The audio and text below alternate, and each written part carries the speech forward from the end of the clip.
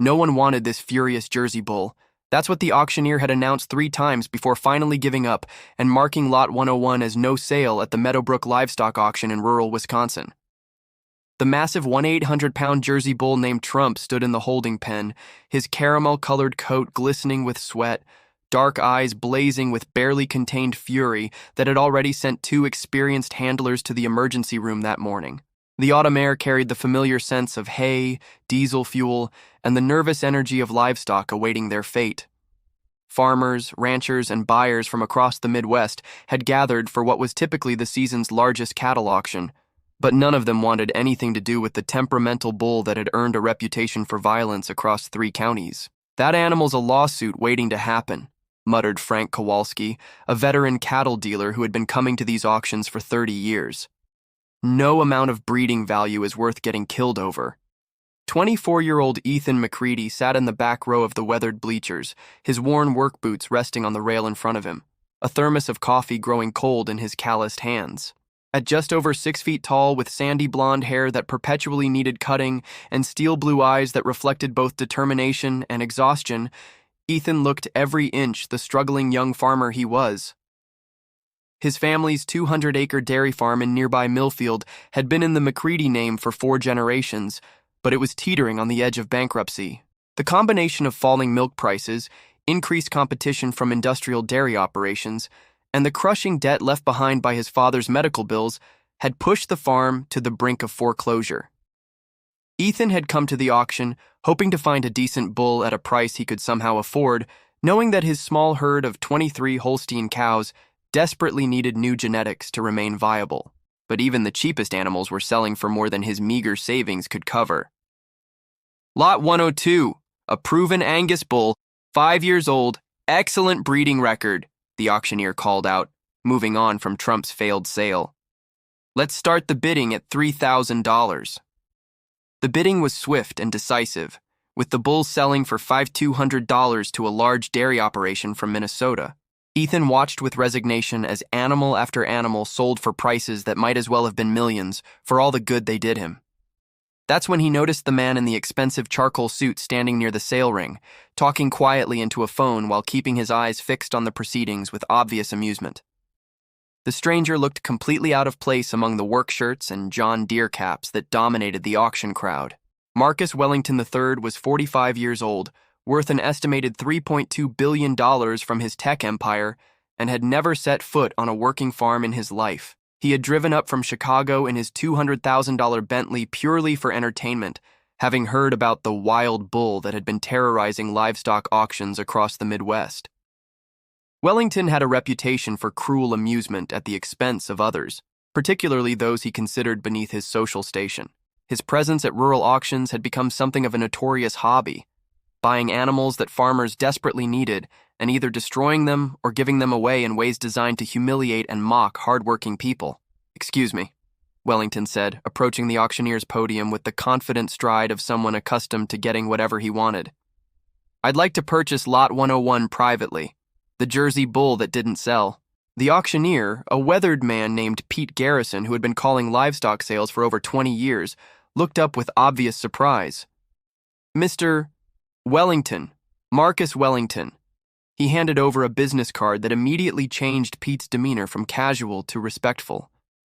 "I'll pay $25,000 cash for the bull." A murmur rippled through the remaining crowd.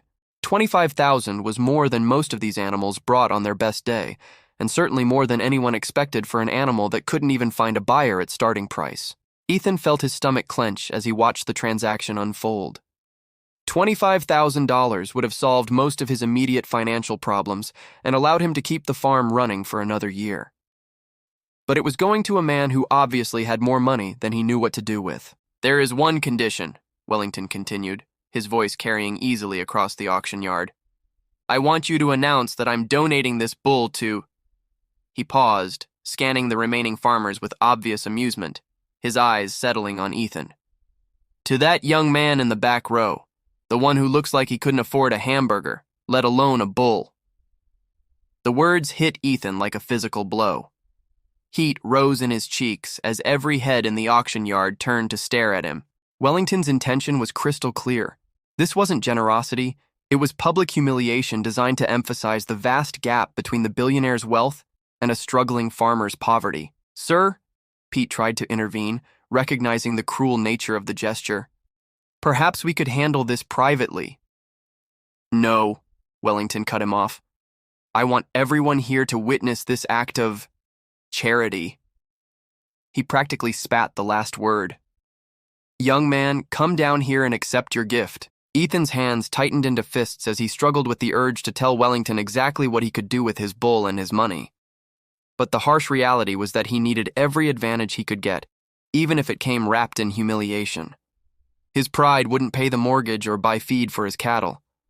Standing slowly, Ethan made his way down to the sale ring while Wellington watched with obvious satisfaction. The billionaire was clearly enjoying every moment of the young farmer's embarrassment. "What's your name, son?" Wellington asked with mock concern. "Ethan McCready," he replied, keeping his voice steady despite the anger burning in his chest. "Well, Mr. McCready, I hope you understand what you're getting yourself into. This bull has injured multiple handlers, destroyed property at several farms, and is generally considered to be one of the most dangerous animals in the state. But I'm sure a resourceful young farmer like yourself will figure out how to handle him." The condescension in Wellington's voice was so thick it was almost tangible. Several farmers shifted uncomfortably, recognizing the cruelty of the situation, but unwilling to speak up against someone with Wellington's obvious wealth and influence. As the paperwork was being finalized, Wellington leaned close to Ethan and lowered his voice so only the young farmer could hear. "I give you 2 weeks before that animal either kills you or destroys what's left of your pathetic little farm. When it happens, remember that Marcus Wellington gave you exactly what you deserved." Ethan looked Wellington directly in the eyes and spoke with quiet dignity. "Thank you for the bull, Mr. Wellington. I won't forget this." The billionaire smiled, completely missing the steel in Ethan's voice that several of the older farmers recognized immediately. He had just made the mistake of underestimating a McCready, and in rural Wisconsin, that was never a wise choice. The transport trailer carrying Trump arrived at the McCready farm just as the sun was setting over the Wisconsin countryside, painting the sky in shades of orange and purple that reminded Ethan of better times when his father was still alive and the farm was thriving. The irony wasn't lost on him that what might be either his salvation or his destruction was arriving on one of the most beautiful evenings he'd seen all year. Ethan stood by the reinforced holding pen he'd spent the previous 2 days constructing, using every spare piece of steel fencing and lumber he could find on the property. Word of Wellington's gift had spread through the farming community faster than news of a barn fire, and 3 neighboring farmers had quietly appeared that morning with additional materials and their expertise, refusing to accept any payment. "Nobody deserves what that city boy did to you yesterday," old Henrik Johansson had said, wielding his welding torch with the precision of someone who had been fixing farm equipment for 40 years. "But if you're fool enough to keep that devil bull, we're going to make sure you've got a pen that'll hold him." The truck driver, a grizzled man named Ray, who had been hauling livestock for 25 years, approached Ethan with obvious concern. "Son, I've transported some mean animals in my time, but this one?" He shook his head. "He's been kicking the walls of that trailer for the entire 2-hour drive. I've never seen anything like it." As if responding to their conversation, a thunderous crash echoed from inside the trailer, followed by the sound of Trump's furious bellowing. The entire truck rocked slightly from the force of the bull's assault on the interior walls. "Just get him into the pen as quickly as possible," Ethan said, checking the gate mechanism one final time. "I've got it set up so we can release him without anyone getting close." The unloading process was a carefully choreographed dance of fear and necessity. Ray positioned the trailer so its rear gate aligned perfectly with the entrance to the holding pen, while Ethan operated the remote gate controls from a safe distance. When the trailer door swung open, Trump exploded into the pen like a force of nature, his 1,800 pounds of muscle and fury taking up residence in his new home with obvious displeasure. The bull's caramel-colored coat was dark with sweat, and his dark eyes held the wild look of an animal that had been pushed beyond his limits too many times. He immediately began testing the boundaries of his enclosure, charging the steel panels with enough force to make them ring like bells, his massive head lowering as he searched for any weakness he could exploit. "Good luck, kid," Ray said as he prepared to leave. "You're gonna need it." Alone with Trump for the first time, Ethan felt the full weight of what he had taken on. This wasn't just a dangerous animal. This was a living embodiment of years of mistreatment and abuse that had turned what should have been a valuable breeding bull into a barely contained explosion of rage and fear.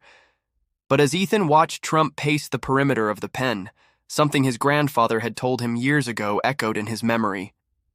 "Son, there's no such thing as a mean animal, only an animal that's been made mean by mean people.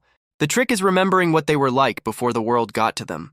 For the next 3 hours, Ethan simply sat on an old bucket outside the pen, not trying to approach or interact with Trump in any way. He just maintained a calm, non-threatening presence, while the bull gradually exhausted himself, testing every inch of his new enclosure. As the evening wore on, Trump's movements became less frantic and more purposeful.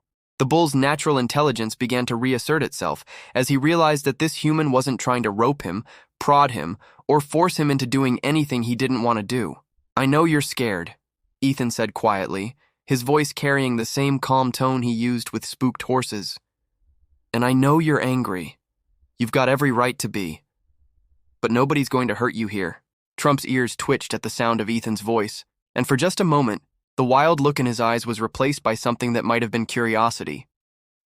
The real breakthrough came the following morning when Ethan arrived at dawn to find Trump standing calmly in the center of the pen, watching the farmhouse as if he had been waiting for the young farmer to appear.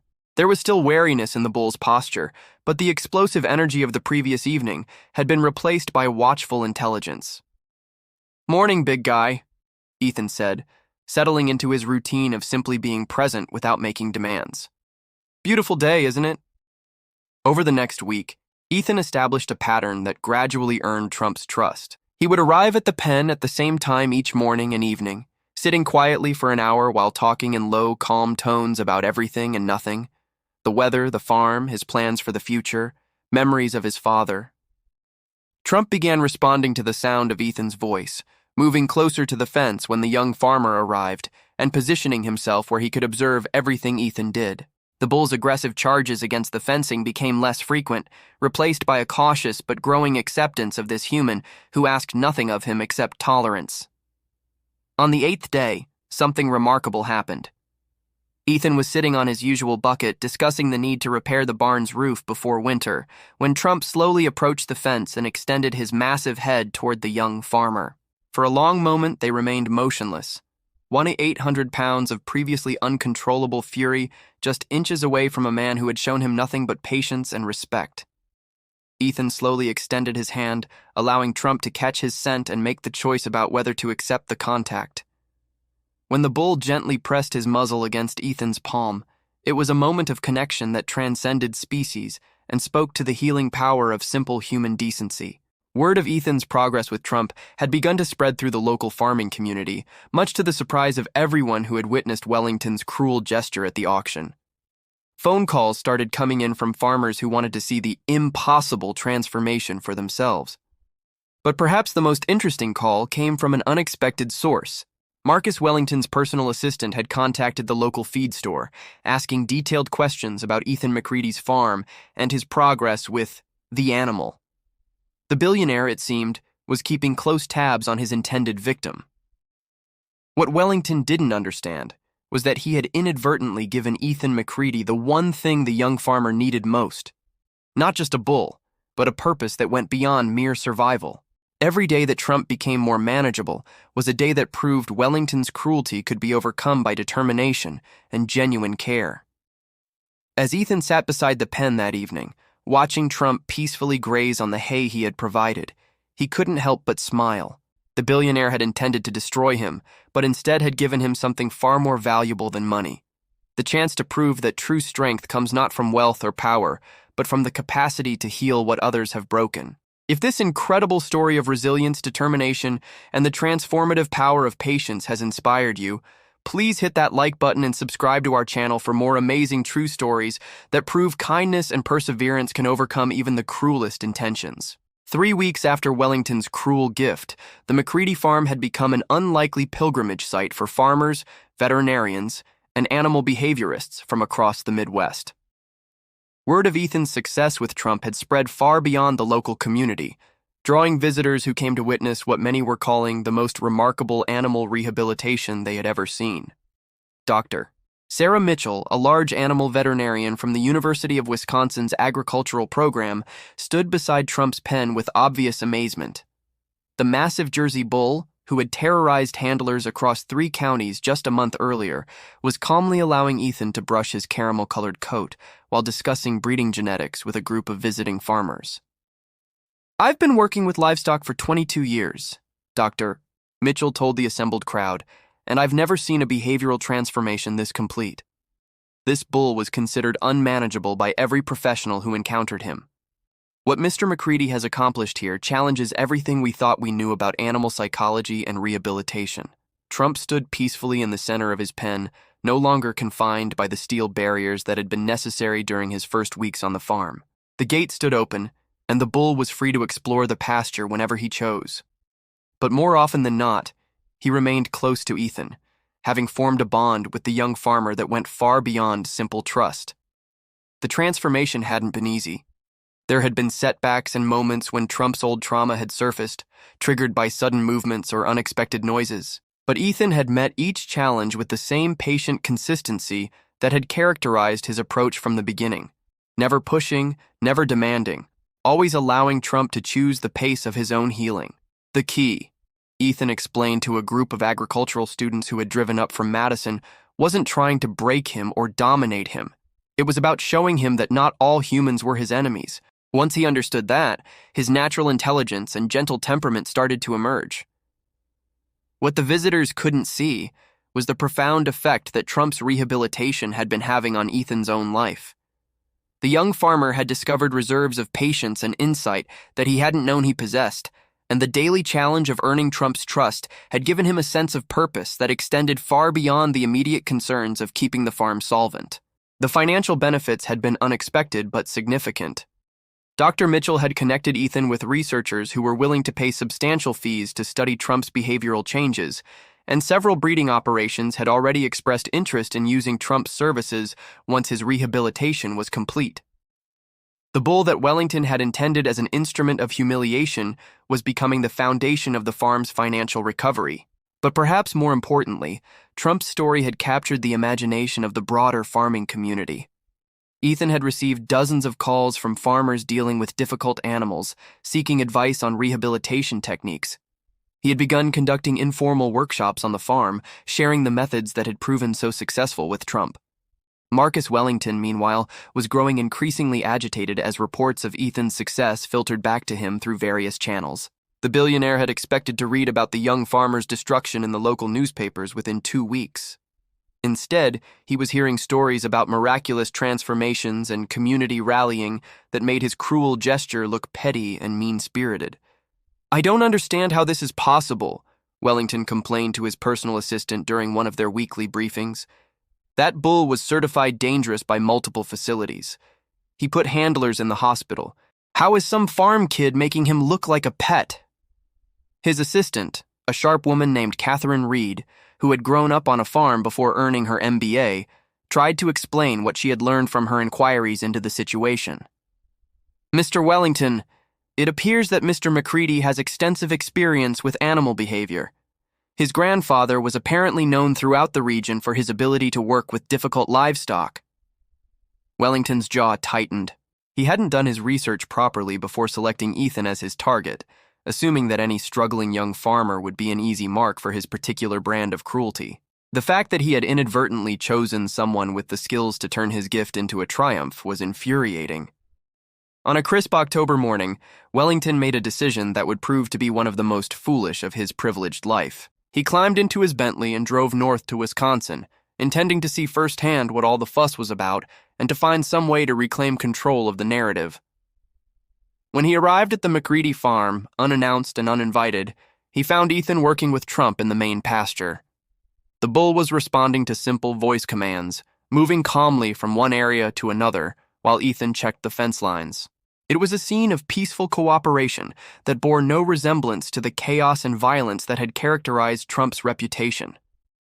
"Impressive," Wellington called out, his voice carrying the same condescending tone he had used at the auction. "I have to admit, I didn't expect you to last this long. Ethan looked up from his work, his expression calm and measured. Mr. Wellington, I wasn't expecting to see you here. I was curious about the stories I've been hearing. Apparently, my little gift has become quite the success story. Wellington's tone made it clear that he found the situation more annoying than admirable. Trump, hearing the tension in the conversation, moved closer to Ethan and positioned himself between the young farmer and the stranger. The bull's body language was alert, but not aggressive, protective rather than threatening.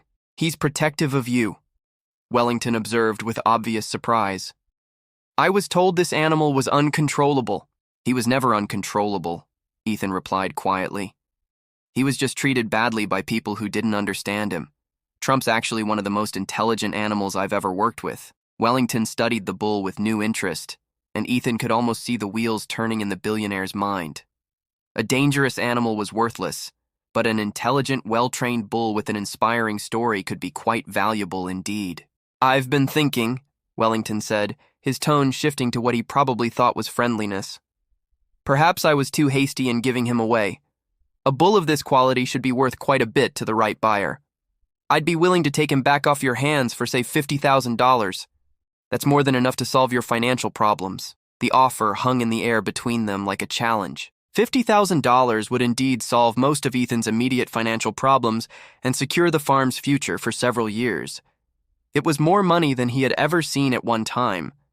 But as Ethan looked at Trump, who was watching the conversation with obvious intelligence, he realized that some things were worth more than money. This bull had trusted him when he had no reason to trust any human. Trump had chosen to heal because Ethan had shown him that healing was possible. Thank you for the offer, Mr. Wellington, Ethan said with quiet dignity. But Trump isn't for sale. He's not property to be bought and sold anymore. He's family.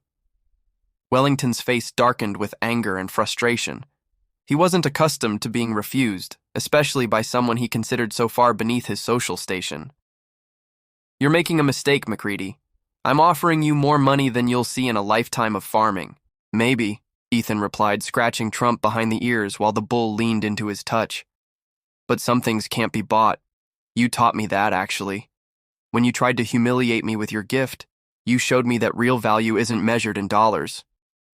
As Wellington drove away in his expensive car, frustrated and empty-handed, Ethan realized that he had won something far more valuable than money.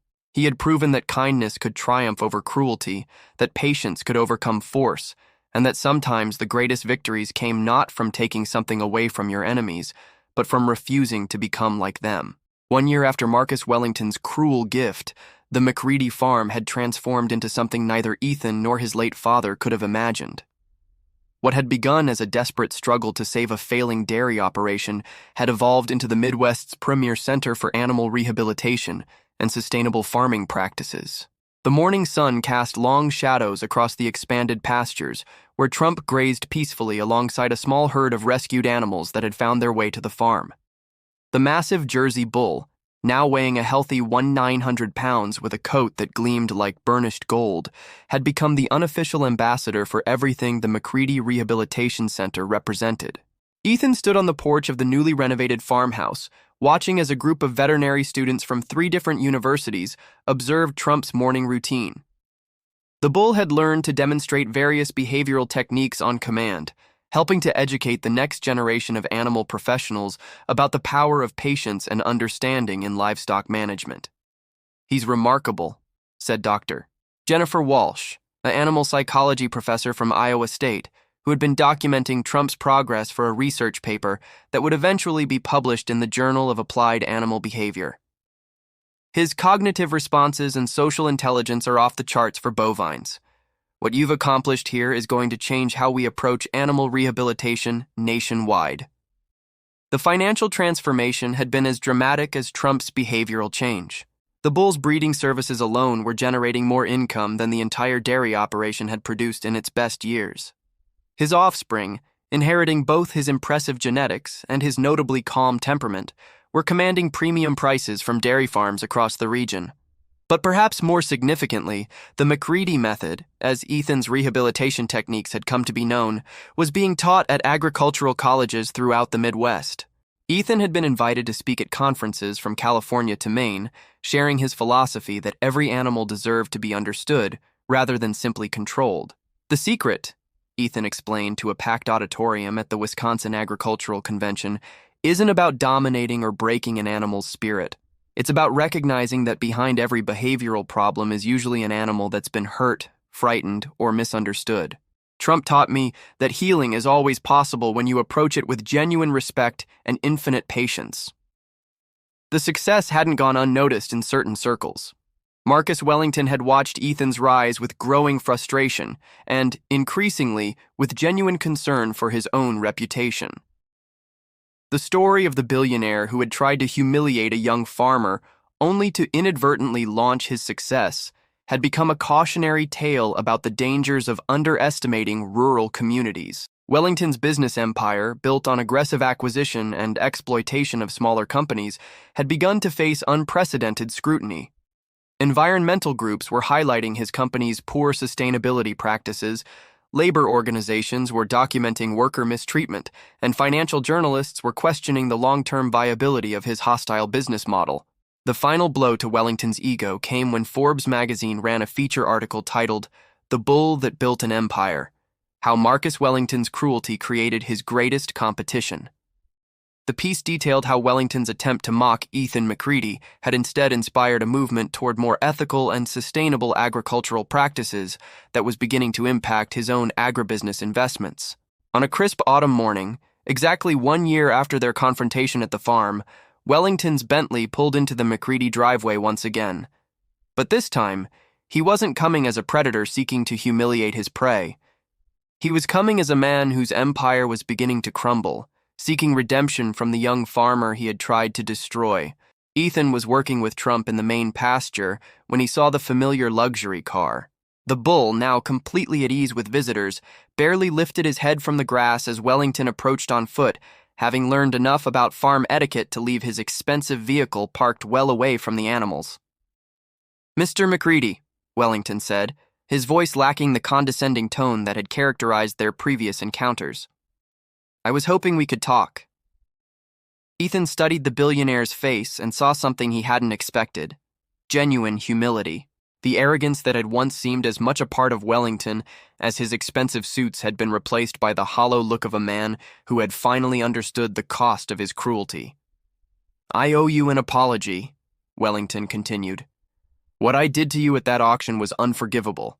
I thought I was destroying you, but instead I gave you the foundation for something remarkable." Trump wandered over to investigate the conversation, his massive presence serving as a living reminder of how dramatically circumstances had changed. The bull that Wellington had intended as an instrument of humiliation now stood as a symbol of triumph over adversity. "I've been watching your success," Wellington admitted. "The Rehabilitation Center, the breeding program, the educational initiatives. You've built something that actually matters. Meanwhile, my companies are being investigated by 6 regulatory agencies, and my stock prices are in free fall." Ethan listened without interruption as Wellington continued his confession. The billionaire explained how the negative publicity from the Trump story had triggered a cascade of scrutiny that revealed decades of questionable business practices. Environmental violations, worker exploitation, and predatory acquisition tactics that had once been overlooked were now front-page news. "I want to make this right," Wellington said. "I'm prepared to make a substantial donation to your rehabilitation center. $5 million, no strings attached. Consider it an investment in the kind of ethical agriculture that should have been my focus all along." The offer hung in the air between them. $5 million would allow Ethan to expand his operations exponentially, helping thousands more animals and training hundreds more veterinarians and farmers in rehabilitation techniques. But Ethan had learned something important from his year with Trump. True value couldn't be measured in dollars alone. He studied Wellington's face carefully, looking for signs of genuine change rather than calculated manipulation. "Keep your money, Mr. Wellington," Ethan said finally. "If you really want to make things right, change how you do business. Treat your workers with respect. Invest in sustainable practices. Use your wealth to build things up instead of tearing them down." Wellington nodded slowly, understanding that he was being offered something far more valuable than forgiveness. He was being given a roadmap to redemption. You're right. Money can't fix what I've done. But maybe I can learn to do better. As the billionaire walked back to his car, Trump moved closer to Ethan and gently pressed his massive head against the young farmer's shoulder. It was the same gesture of affection that had marked their first real connection a year earlier, but now it carried the weight of everything they had accomplished together.